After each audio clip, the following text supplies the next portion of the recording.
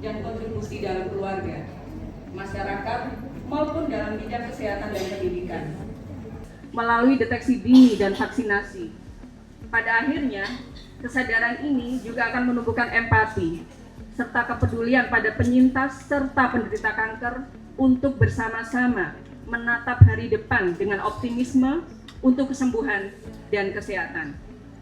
Hadirin yang berbahagia, kami berharap melalui seminar ini kita semua dapat memperoleh wawasan baru yang bermanfaat dan dapat diterapkan dalam kehidupan sehari-hari, baik dalam keluarga maupun di lingkungan masyarakat. Selamat pagi, salam sejahtera bagi kita semua. Shalom, Om Swastiastu, Namo Buddhaya, salam kebajikan. Yang saya hormati Bapak Ibu Manajemen RSD Dr. Subandi Jember, Ninggita Eka Puspita SE MSC, Ketua Tim Penggerak PKK Kabupaten Jember, dalam hal ini yang mewakili Ibu Faiza Helmi Lukman, Ketua Dharma Wanita Persatuan Kabupaten Jember, Profesor Dr. Emi Susanti MA, Pusat Studi Gender dan Inklusi Sosial PSGIS Universitas Airlangga Surabaya sebagai pemateri, Dr. Gigi Satiti Kuntari MS SP KGA, Ketua Pita Putih Indonesia PPI Jatim sebagai moderator, Dr. Olivia Listiawati Prawoto SPOG sebagai pemateri, para anggota Dharma Wanita Subandi yang saya cintai dan banggakan, serta hadirin sekalian yang berbahagia. Puji syukur kita kehadirat Tuhan Yang Maha Esa, karena atas rahmat dan karunia-Nya kita dapat berkumpul dalam suasana penuh kebersamaan pada kegiatan pertemuan rutin Dharma Wanita memperingati Hari Kartini. Hadirin yang berbahagia, Hari Kartini bukan sekedar peringatan seremonial, tetapi merupakan momentum untuk mengingat kembali perjuangan Raden Ajeng Kartini dalam memperjuangkan peran martabat perempuan, khususnya dalam bidang pendidikan dan kesehatan.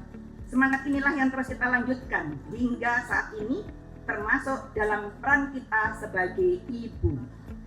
Sejalan dengan tema peringatan Hari Kartini, yaitu ibu sebagai pilar pendidikan kesehatan dalam keluarga dan komunitas sekitar, kita menyadari bahwa ibu memiliki peran yang sangat strategis.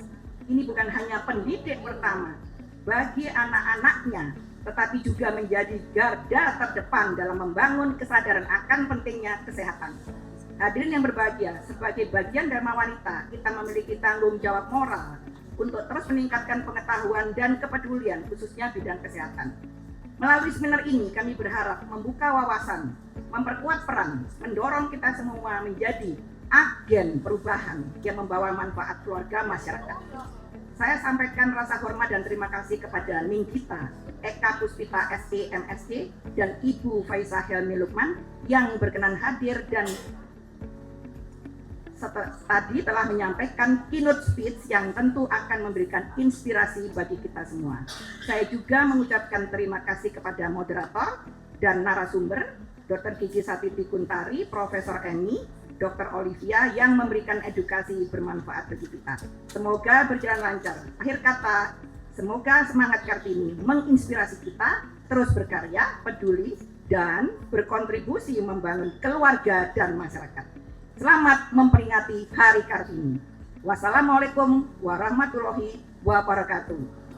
Om Swastiastu, Namo Buddhaya, salam sejahtera. Beliau adalah di sini ya, bertugas di RSD Dr. acara ini. Silakan dok. Terima kasih dokter. Semangat pagi. Pagi luar biasa. 70% wanita di Indonesia itu punya virus HPV di badannya. Itu kenyataan. 70% punya virus HPV, tapi kok ada yang kanker serviks, ada yang enggak. Kok yang kanker serviks enggak 70%? Karena daya tahan tubuhnya ibu-ibu. Jadi apa? Harus rajin olahraga, gaya hidup yang sehat, dan kalau bisa menjaga postur tubuh juga ya, supaya tidak terlalu gemuk. Kanker asal ditemukan di stadium awal, di bawah stadium 2, 90% sembuh. 90% sembuh. Nah ini ya pemeriksaan IVA. Nah ini adalah contoh tes IVA yang sebelum dan yang sesudah itu. Nah, kalau ini apa nih? Putih-putih. Nah, ini contoh-contoh infeksi, Bu. Infeksi jamur, infeksi bakteri, dan juga infeksi, biasanya juga infeksi virus bisa juga. Materi berikutnya adalah Profesor, saya akan bacakan kurikulum vitae-nya dulu. Profesor Dr. Emi Susanti, Dr. Randa, MA. Beliau bekerja sekarang bertugas di Fakultas Ilmu Sosial dan Ilmu Politik Universitas Airlangga dan Pusat Studi Gender dan Inklusi Sosial Universitas Airlangga. Ibu Kartini dulu, walaupun hidupnya di abad 1800 sekian, itu Ibu Kartini memperjuangkan 3 hal yang paling mendasar. 1, tentang pendidikan. Oke, karena semua dipingit. Ya, makasih. Terus yang kedua, tentang kesehatan reproduksi. Ibu tahu nggak? Ibu Kartini mungkin masih ingat. Ibu Kartini itu meninggal karena apa? Masuk dalam kategori aki loh Ibu Kartini itu. Karena beliau meninggal sesudah melahirkan dan belum 40 hari. Gitu. Jadi zaman dulu itu kesehatan perempuan, terutama kesehatan reproduksi itu belum terlalu diperhatikan gitu ya. Lalu yang satu lagi, Ibu Kartini itu memerangi kemiskinan. Oleh karena itu lewat pendidikan Ibu Kartini mendirikan sekolah-sekolah, termasuk sekolah-sekolah yang kaitannya dengan kreasi. Siapa tahu bisa dijual seperti itu. Dan dengan demikian maka perempuan tuh bisa keluar rumah, ketemu orang begitu ya. Adalah peran ibu yang pertama, karena memang pendidikan dalam keluarga itu ya itu betul-betul pilar ya. Kita mendidik dari aspek kognitif ya, mendampingi proses belajar, nggak usah ditanya ibu mendampingi apa saja, dan dalam kaitan kesehatan didiklah dia dari sejak awal. Sebelum kita menjadi pilar, sebelum kita menjadi gatekeeper dan macam-macam, peran kita nomor 1 kita harus menguatkan diri dulu. Makanya tadi selalu saya sebut nomor 1 yang disebut oleh Ibu Kartini, kita harus punya pendidikan. Beliau sekarang bertugas sebagai dosen luar biasa di Universitas Ciputra. Dosen Fakultas Kedokteran di Universitas Ciputra Surabaya. Kemudian beliau S3-nya mengambil di bidang ilmu kesehatan masyarakat di Universitas Airlangga. Ya. Laos buat Prof. Emi dan Dr. Yudasi. Kita tahu stunting di Jember ini sangat tinggi, dan salah satu penyebabnya kalau masalah kesehatan udah banyak ya, tenaga kesehatan ya, rumah sakit Subandi itu udah bakti sosial ya. Saya lihat suami saya tuh setiap minggu. Jadi yang tinggi adalah salah satunya karena stigma. Mereka malu. Stigma itu apa? Mereka malu ya.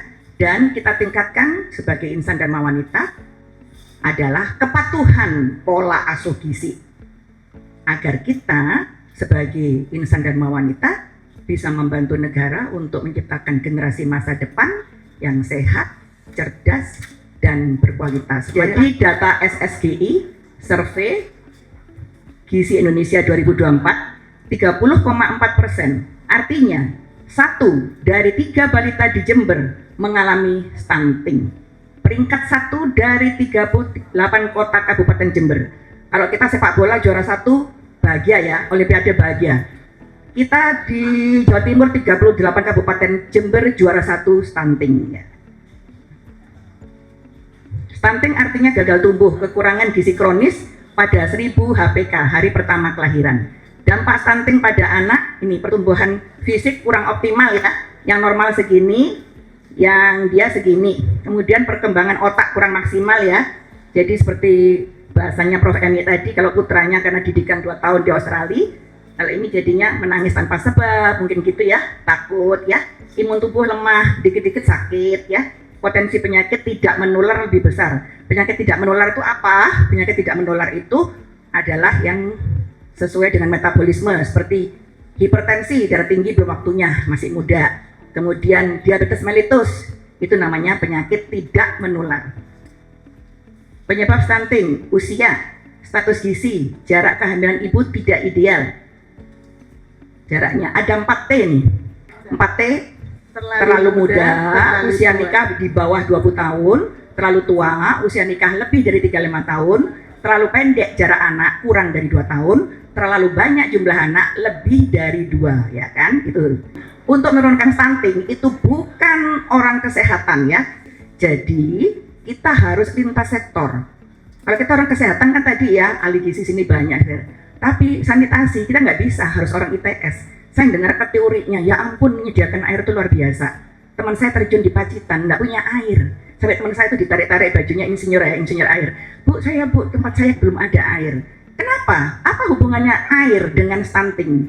Kenapa kita butuh ahli lain, ahli air? Jadi ketika air kotor, dia gampang diare.